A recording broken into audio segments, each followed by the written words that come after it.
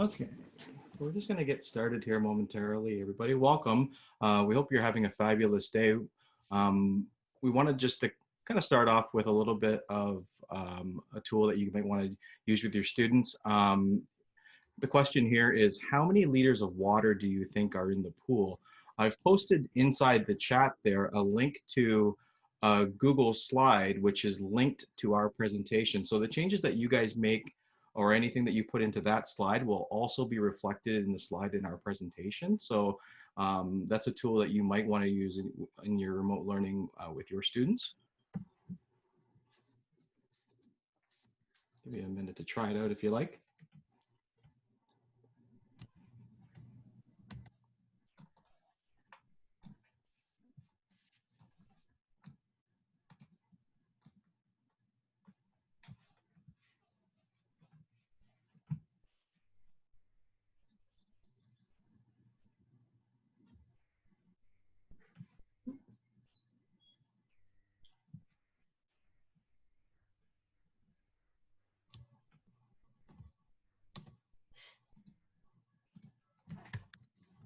Paste it in there again, just in case anybody is joining us.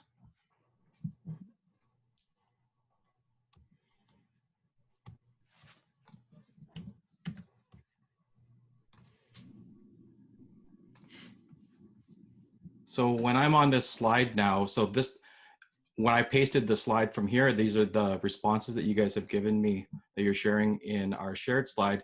If I copy and paste that into my presentation, and now that shows that this slide is now linked to the original file. So now what I can do is I can hit update, and it will populate with all of the responses that you guys have shared with us already. So there's a little kind of like a little tech tip that might be useful in your classroom. We also thought that this was something that we could be thinking about as teachers and as people, as agents of change when we're working with students, and thinking about, in our current context, you know, what can we do to impact systemic racism in Canada, and recognize that it is a part of Canada's history, and that is our responsibility as teachers and citizens to teach that history. There are many examples of that, systemic racism in Canada, stemming from Africville and Halifax, to the residential schools, to the internment of Japanese Canadians during World War II. And also just really thinking about how an example here is, this image is of Mr. Rogers and a police officer during a time when pools were segregated in the United States. And he felt that this was a way that he could responsibly respond to that, and kind of break down those barriers. And there are discussions that are very important, and ones that we can have in our classrooms as a way to create ongoing discussion. This is not something that you would kind of just like throw a one-off of. This would be embedded in your practices as you go throughout the year, and part of an ongoing discussion. And then just also how we can infuse a sense of equity and social justice throughout all of the curriculum that we're doing with our students. So kind of two things there, a little bit of a tech tip, and also a little bit of math, as well as some social equity, what we can do together. So we're going to go ahead and get started with our session today. This is welcome. It's clear that annotation.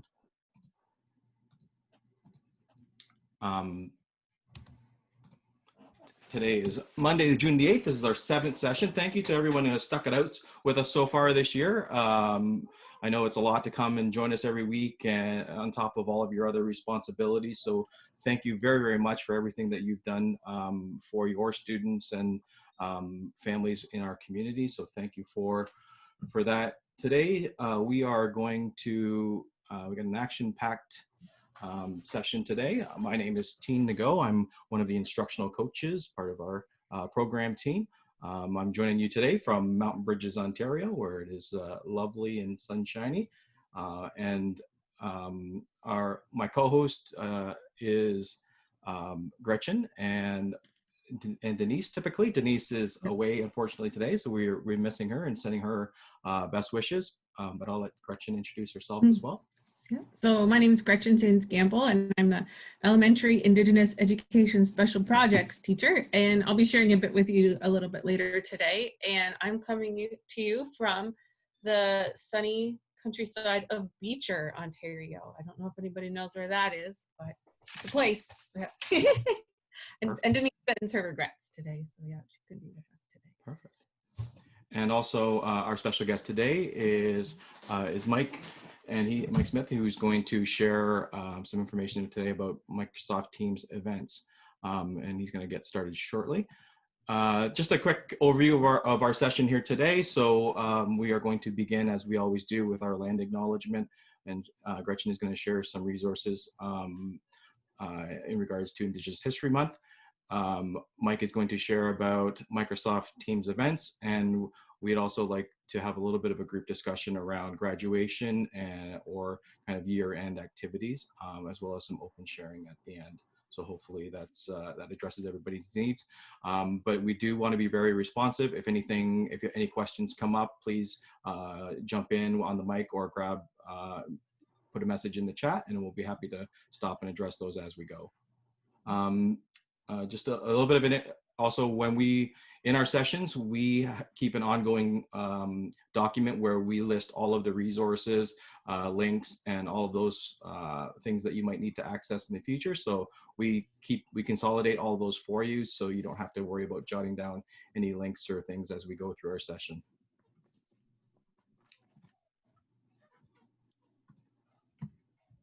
We're going to begin with our land acknowledgement. And when we are teaching about the history of Canada and the relationships it has with the people who are Indigenous to the land, it's important to take a look at whose voices we are sharing. This book is a beautiful look into First Nations culture from their own point of view. The reader will gain a glimpse into the real history that has been glossed over. Students will gain a sense of intercultural understanding, mutual respect, and empathy for the way Indigenous people have been unfairly treated. George Littlechild is an internationally renowned artist from the Plains Cree Nation. His first book for children's book press, This Land is My Land, was the winner of both the Jane Addams Picture Book Award and the National Parenting Gold Medal. He lives in Vancouver, British Columbia. An important aspect of the territorial acknowledgement is a commitment to take action. As teachers, we should make a commitment to make sure we are sharing the true and accurate history of Canada and its relationships with the Indigenous people. There are many books that can be shared in the classroom to help get this message to students. Today, we are joining you from the LKDSB, which is the traditional territory of the Chippewa, Potawatomi, Odawa, and Delaware nations. These nations agreed through their ancestral languages to the mutual sharing of the land with obligations and responsibilities to the environment. Today, these responsibilities and obligations extend to all people.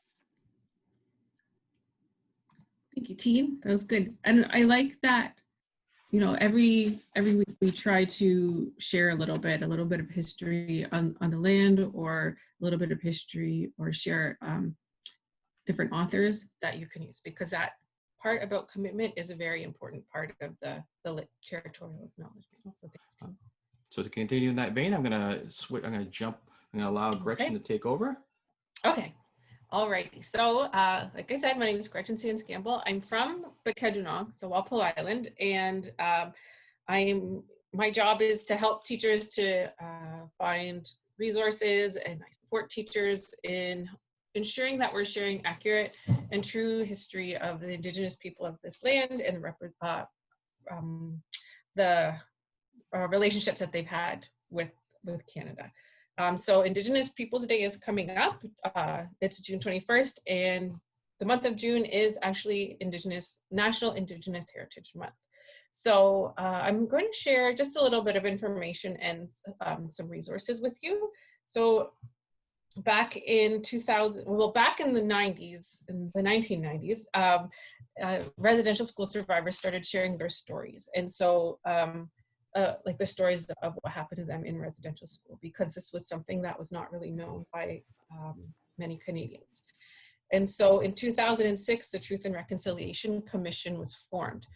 And so that commission worked together, interviewing 6,500 residential school survivors and their family members who were witnesses.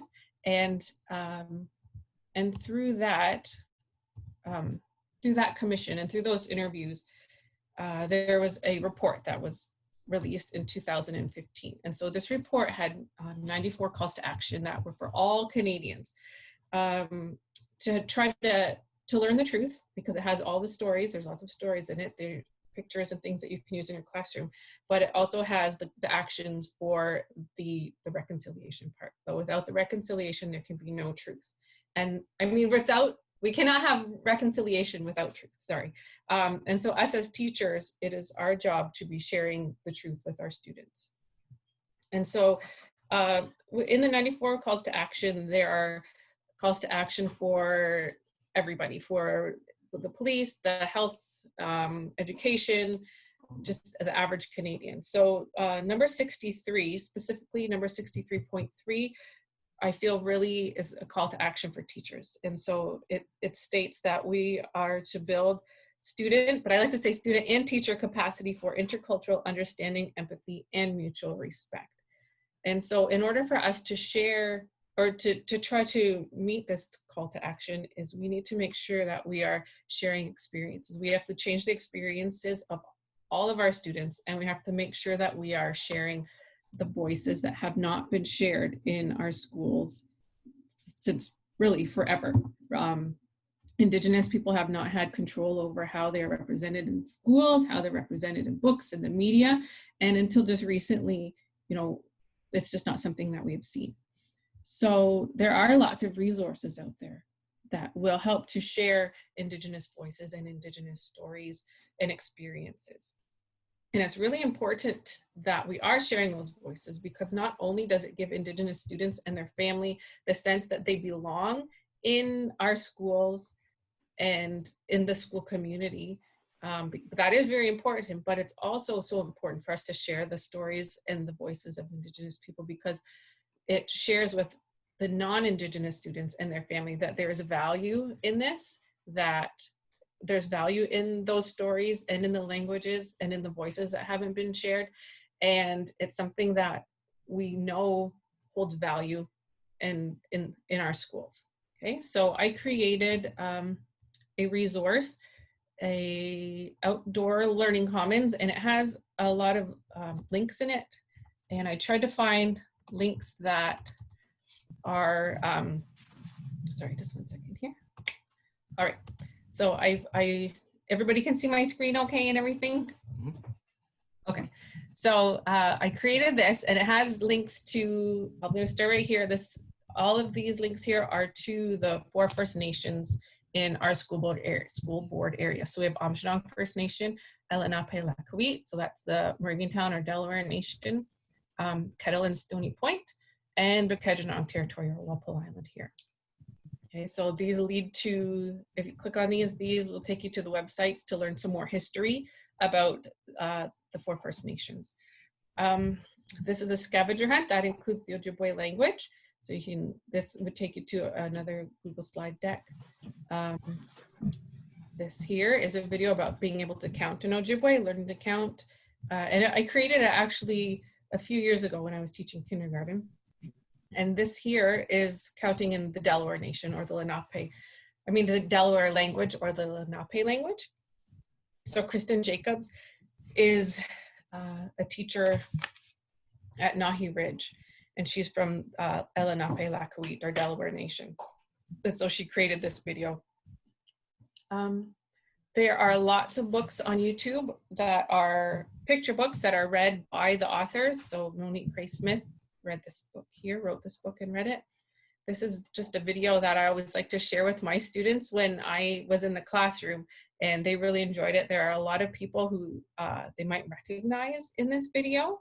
It's actually DJ Shub. So he's a DJ, and he takes traditional music and makes it kind of techno. I don't know the exact term for techno music nowadays, but you know what I mean. And this is an Ojibwe language resource here, a book that was created by a grade 2 class, but you could still use it in your intermediate class. This one's a really great story. Isaac Murdoch, he's a knowledge keeper, and he has so many stories. He wrote a really great book.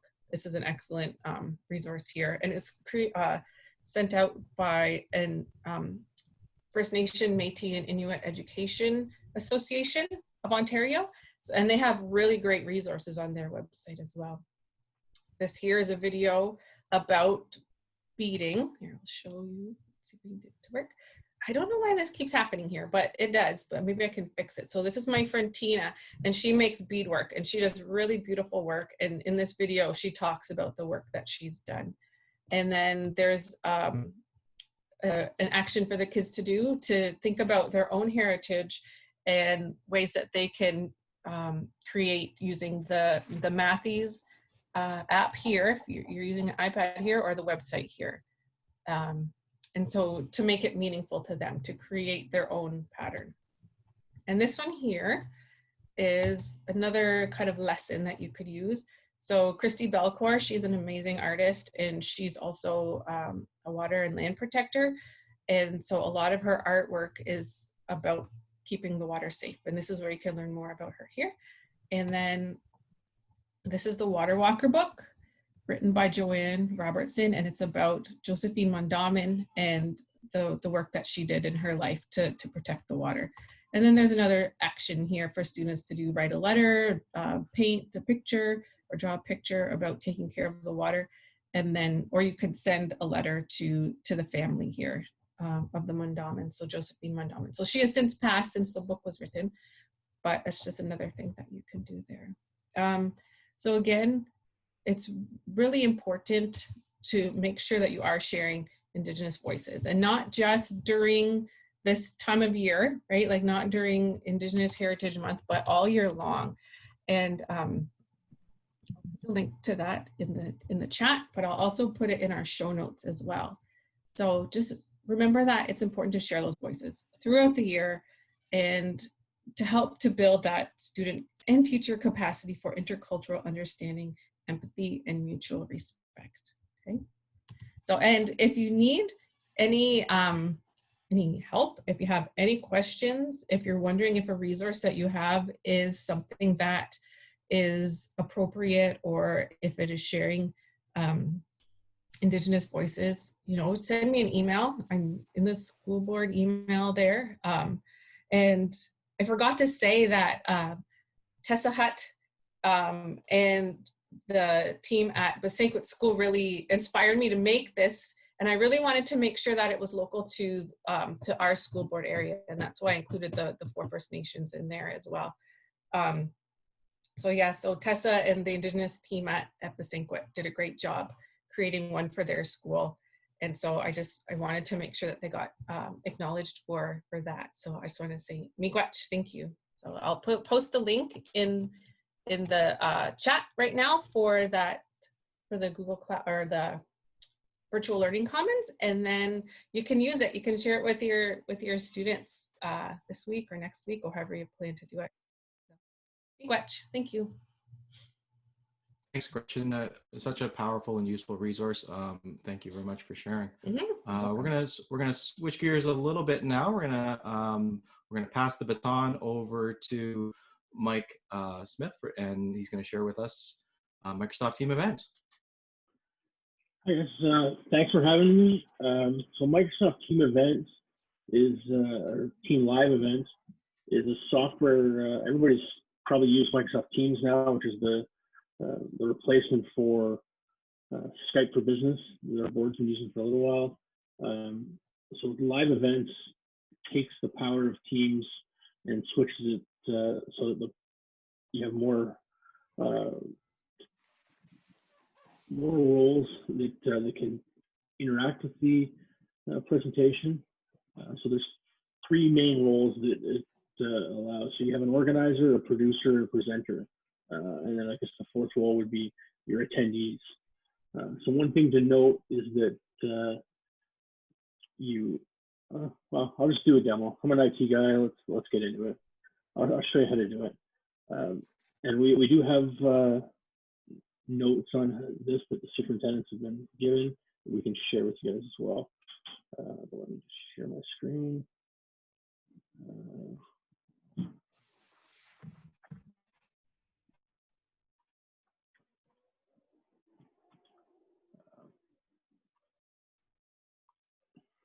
So Teams.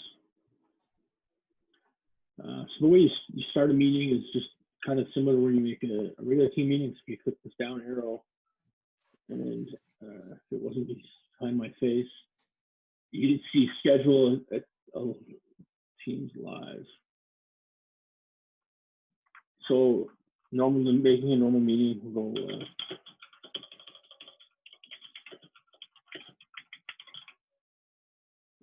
so you can invite presenters and producers. So your organizer of the event is going to be the person who schedules the event, sets the attendees' permissions. It's going to kind of change how you produce it, invite attendees, and to do that. Your producers are the people that are going to act as the host of the event.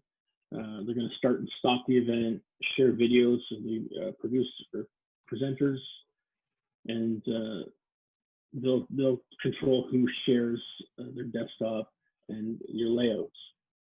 Presenters are going to be the people who are presenting, speaking, sharing video, and they're also going to help moderate the Q&A. The producer can also moderate if you're using the question and answer feature, which I'll get into here in a second. So you don't have to be internal to the LKDSB to be a presenter. You can add any person. So for example, if you're using this for your graduations, you could add a LKDSB.com person in here. So my test account. So you can invite that person to be a presenter. You can have any number of presenters and producers in this role. So then you pick the time of your event. We'll use it right now. So this is what will look a little bit different for you guys right now. So right now, you don't have the rights to do a public event. So as we get closer and as you guys think about using these for a public event, you'll have to contact the IT department and we'll give that certain rights. We don't have everybody have not everybody has the rights to be able to make a public event. Right now, you'll be able to do people in groups or organization-wide. Most likely, the organizers of the event will end up being the principals of the schools, but that's still up for debate. So you pick who you want to be able to see the event, and then you're going to change these settings. So right now, everything here is pretty standard. The only thing that we would say, if you want to have question and answers, and just keep in mind, these question and answers don't just automatically show up in your live event. You have to, as a producer or presenter, moderate those question and answers, which is a good thing for security and privacy and not getting Zoom of. So a clarification on the roles, Mike. Producers and presenters. So are producers kind of like the person who's doing the flipping between different presenters and those types of things? Exactly. So your producers is going to pick which presenters are speaking, whose videos are visible, whose slides are visible, those things. And then the presenters are pretty much just there to present. Okay. They can also moderate the question and answer though. So I'll turn the question and answer on. So then just get into scheduling. There's a question coming from the chat here from Tabitha. We'll be hosting a virtual grad. Will we need the public choice to be able to do this for parent access? Yes. So for parent access as well as even LKDSB.com, so your students, because they're technically outside of our LKDSB.net environment. So this attendee link, it's a long URL. If you click on here, it'll copy your clipboard. You could share this via your school's website, Twitter, Instagram, all the things that we're using for social media now. Email it out to your parents. It's all shared that way. With this link, it just makes them an attendee. It doesn't make them a presenter or a producer or anything like that. Those people have to be added using this other link or that we previously added. One thing to note is you'll see some, I'll talk about it a little bit further. You're going to see like chat features and you can put production notes into your presentation. your attendees don't see any of that. So we've got our people in here. Let's join it. So you pick if you want your camera and microphone on.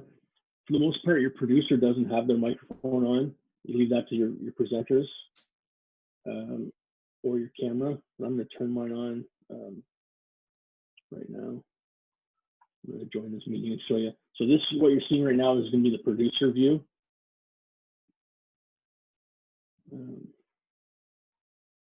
So along the bottom here, you'll see all of your producers and presenters. You're going to see if the microphone's on, which camera is being used. Here you can change your view.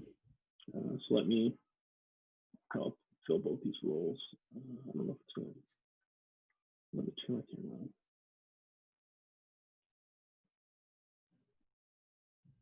Because I'm using my camera in Zoom. Oh, there we go. So I'm using my second camera. So you pick your presenter and then you add this. So right now we're not live. You see up here it says pre-live. We have no attendees. I have to send this live. So this gives you a spot on the left where you can queue up what you're about to send live. So if I had another presenter, I could put that on the screen and have it ready for when I wanted to put it live. You can also So kind of like a white so room for prepping presenters and stuff like that. Yeah. Okay. So if I also want to share my,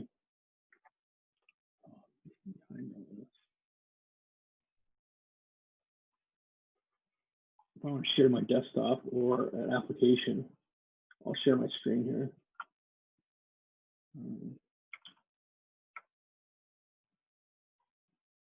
So you can have your screen shared inside of here. Meetings. And you can switch what's live. So if I go to here, I can get rid of my camera, or I can have split screen so you'll see my video.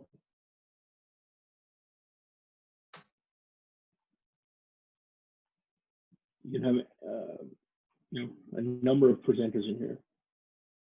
So now you see that I haven't sent this to being live. So if I had this live event started, nobody would see it until I hit send live. And then it would switch my screen on the presentation. There's a question in the chat. So would you, is there a presentation platform that's recommended for this? Somebody specifically, Melissa specifically asked about Sway, or is it, you can use whatever you're used to using? You mean, well, for presentations, you could use PowerPoint. It doesn't matter. Any application that you're used to using. Okay, great. Question. They've already got something built in Google Slides, for example. They just screen share and they don't have to do anything different. Right. No. Okay. Yeah, you can leave that going. So question and answer portion of it here, you see new, published, dismissed. So if somebody was to put a question in there, let me do this.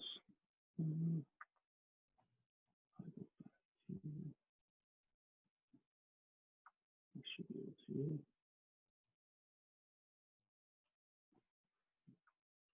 Zoom.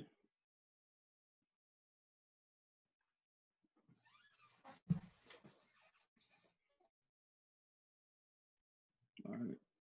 How do I get to the question or the chat in Zoom? When you're screen sharing, it disappears. Okay. If you okay. If you hover near the top of the screen, the panel should come up. There's an option to pop it out.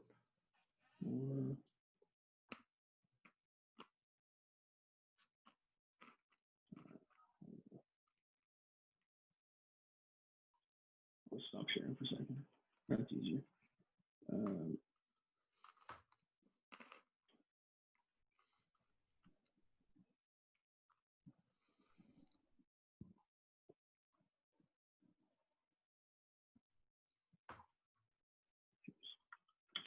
This should be, that's the link if you want, anyone wants to join as an attendee to that meeting that I'm running right now. So you can join that meeting via iOS, Mac, Windows, any device you want.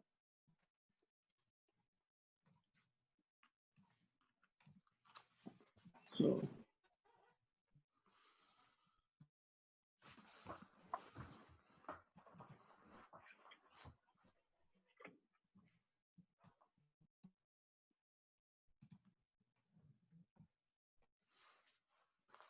so now we're starting to see attendees come in. So as a producer, you're going to start seeing the attendees. Presenters will see that as well. Through question and answers, if they post anything in here, you can also make an announcement that will go out to all of your attendees. From a graduation standpoint, I don't know whether you want to use the question and answer or not. I know Ben Hazard was saying he didn't really see the need for it. You could use it, I guess, for well wishes and things like that, or announcements. There was a question about including system audio. Where do we find that in Teams Live? Including your computer audio. So that's a feature that is still in development. I don't know if it's out for a tenant yet. I'll have to look into that, double check. So, okay.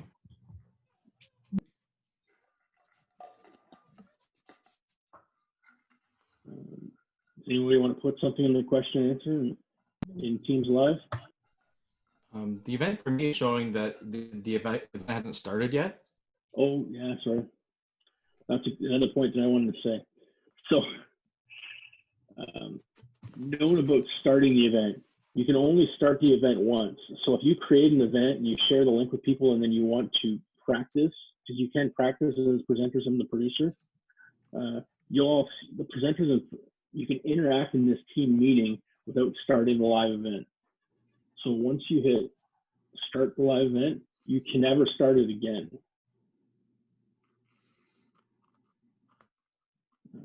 So you need to generate a new link then. It would have to be a new link. Okay. A new meeting. So, and there is Microsoft says it's between a 10 and a 60-second delay between what you hear from a producer and a presenter talking to each other to what your attendees see. We've normally seen it closer to about 15 seconds, maybe 10. When we've been testing.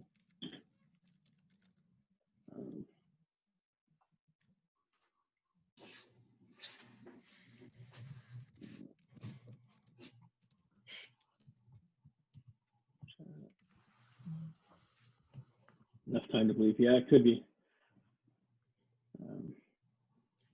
I'm broadcasting from, so let's see this. So you guys can now see the question that was asked. I see that as a new.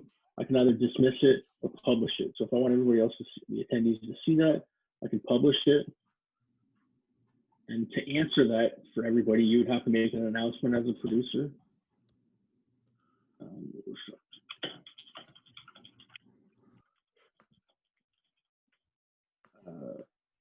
So then that would go out to everyone.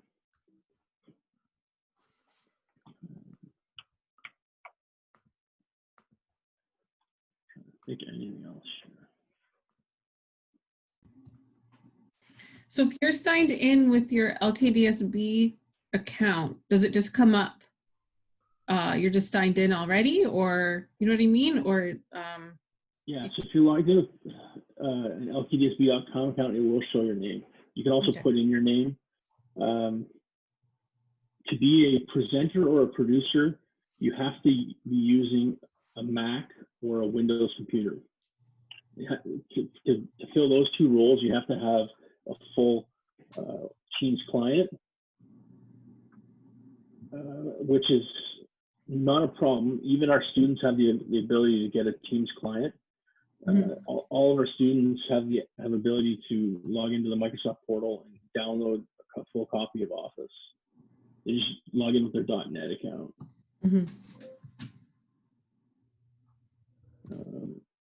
The producers have 2 monitors. For a producer, it doesn't really, it's not a requirement to have 2 monitors. Just one's fine. This is all on one screen right now for me. If you're going to be producing and presenting, then yes, it would be beneficial to have 2 monitors. But if you're just going to be the producer and you're going to leave presenting to other people, so say if the, you had one, if the principal was producing and you had teachers presenting or vice versa, I don't think you need to. Yeah, if you're getting feedback, you need to mute the Teams event. I could do that. Yeah, I can turn my microphone off in Teams. Sorry. Steph, I think what he's saying is that it needs to be, if you're producing, then you need to have a Mac or a PC, like a Windows computer, not an iPad or a Chromebook. Is that right, Mike? Okay. Yeah, that's exactly right. You can join the meeting from anything that has the Teams on it. So it can be, if you're just an attendee, it can be iOS, it can be Android, Windows, anything for that. It's just to be a presenter or a producer that you need to have a full client.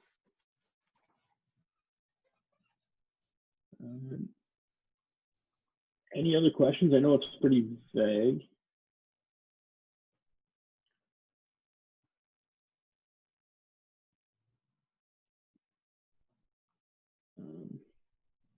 The great thing about this platform is that from an attendee standpoint, you don't have to worry about any privacy or security concerns because you're in control of everything that's being shared. Hey, Mike? Yep. Could you demonstrate to me how to add content to your stream? Certainly. So you're going to hit, I'll hit stop sharing right now. So I have it just so happens I do have multiple displays. I just have a PowerPoint presentation open and I'm going to share and I'm picking that screen that it's shared on. You could also just pick the individual application. It's probably easiest to pick the screen. If you were using Google, you'd have to use a screen versus an application, right? No, you could just pick a browser. Yeah, that's what I mean. You'd have to use a browser. I don't think you can upload a Google file. So being that I picked the screen, see how it's there? I can move anything onto that screen I want. So even if I had a web browser, do I have a browser open? I can go on there. Just open Chrome.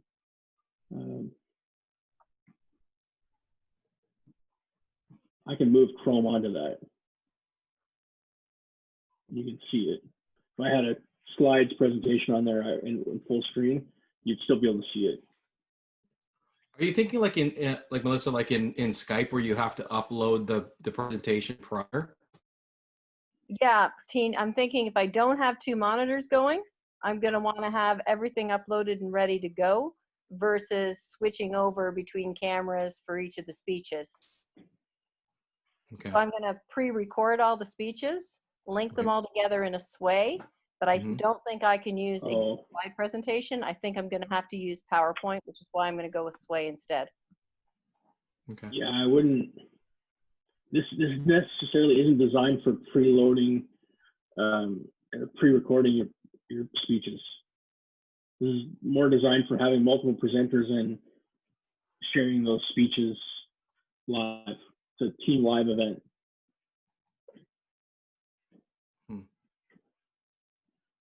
Yeah, I think it kind of goes back to the sharing system, right? Like this is more for just streaming kind of the mic input, right? Yeah. Is that right?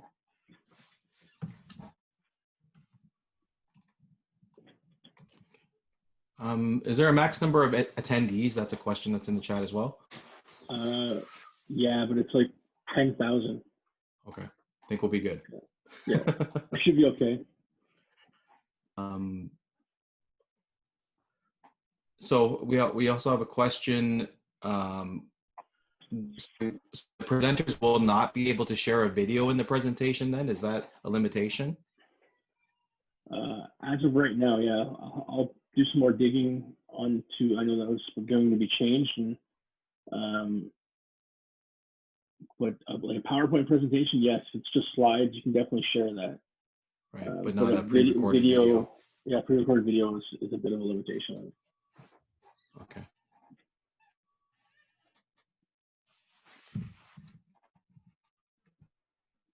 Good.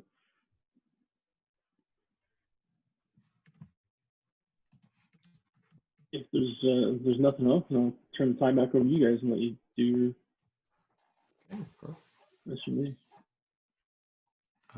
Even within Google Slides. So the problem with the video within Google Slides is the audio. I believe it would when the audio that would come through is your voice. So technically, if you had the video and you're playing it loud enough that it could pick up on your mic, yes, would that work? But it wouldn't be. It wouldn't be great.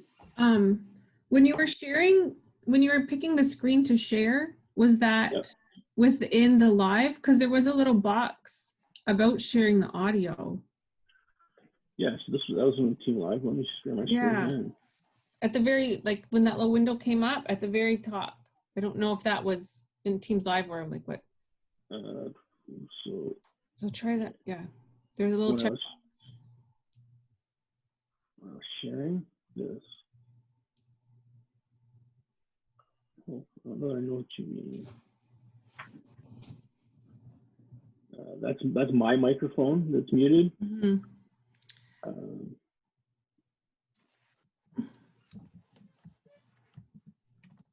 As a producer, you can also mute everybody else's microphones.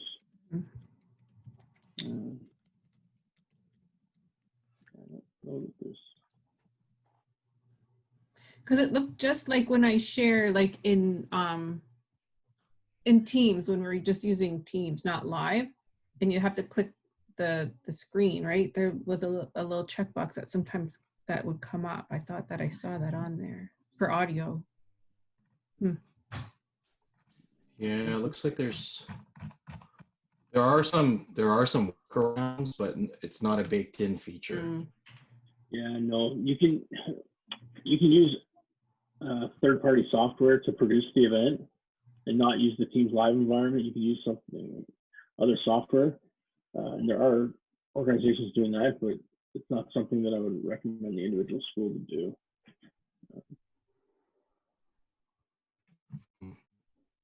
Okay. All right. Well, thank you. Appreciate that with us.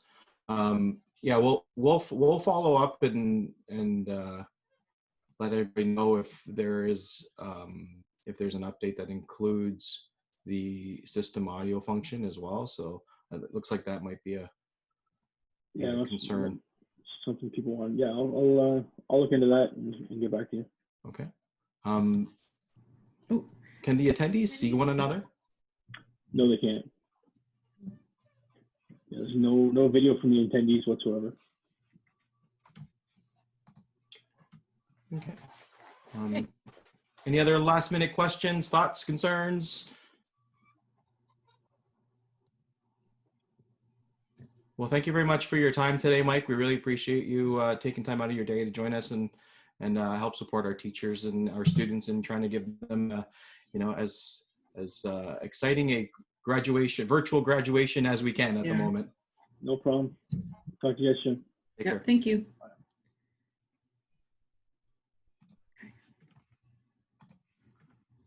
Okay.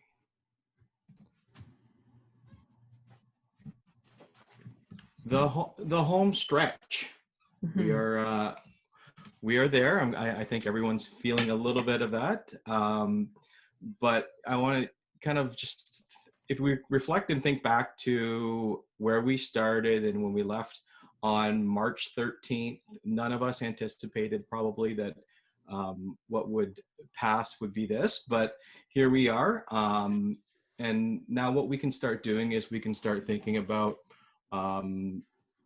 looking back, but also using that to inform looking forward. So thinking about the home stretch and what we can do with our kids in the next few weeks, something that we thought might be useful is talking to students about their experience. And students are really kind of, at the end of the day, our customers, and we need to make sure that we're meeting their needs. So we thought that it might be useful to collect some data from them and to maybe do a survey about what were their experiences were, and if they could offer us recommendations as we think about another year, or kind of into the next year, if remote learning continues, what things can we take from our experiences so far. So what I've done is I created a shared doc where I thought we could work together and collaborate on questions that we might want to include on that survey. So I'm going to paste that link into our chat, and I've put some different I'll show the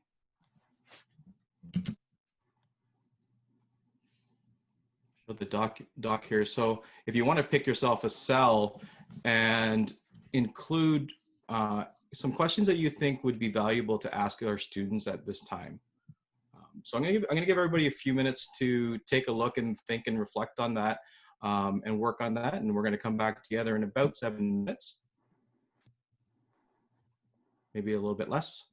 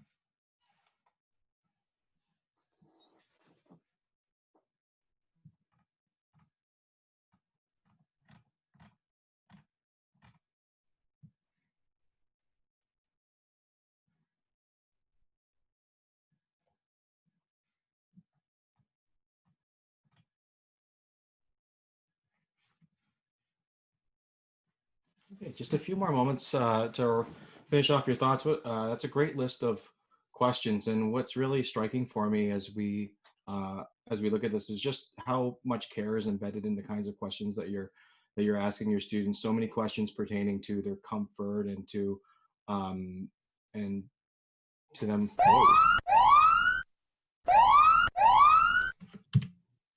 Into their learning. Thank you for sharing your ideas. So this document will be available to everybody. We'll keep it shared, and you can use this to think about collecting some information from your students, and think about how you can kind of adapt your practices as we move into next year. We're gonna skip this, and I think what we'll do is we'll leave this for next week. Do you think that's appropriate, Gretchen? We've got about 5 minutes to go. So. Yeah. We knew it would be an action-packed day.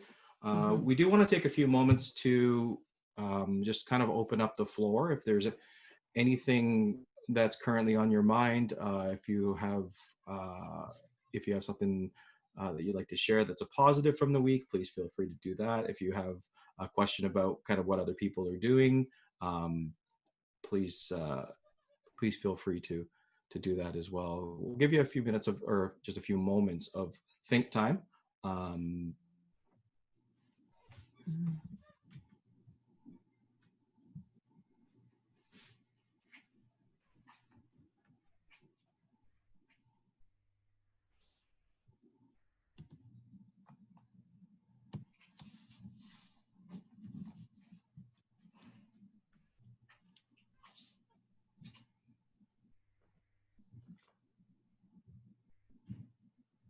Okay, I think that everybody is in a good place. No questions, no thoughts, no concerns. That's all good. Yeah.